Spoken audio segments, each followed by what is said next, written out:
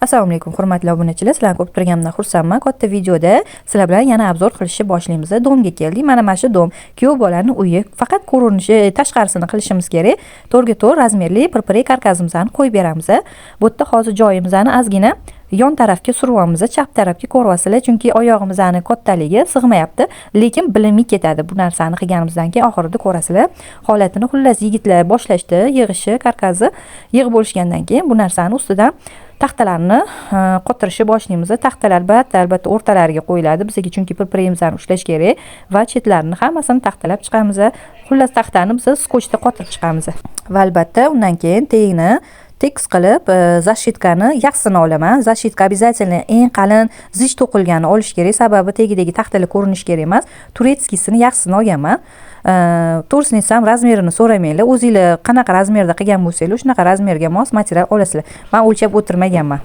Oppoq zashitkadan ortib qolganini qo'llariga ham ishlatdim va albatta ustiga shifon ishlatdim. Shifonlarim 4,5 metrdan bichganman qo'llariga.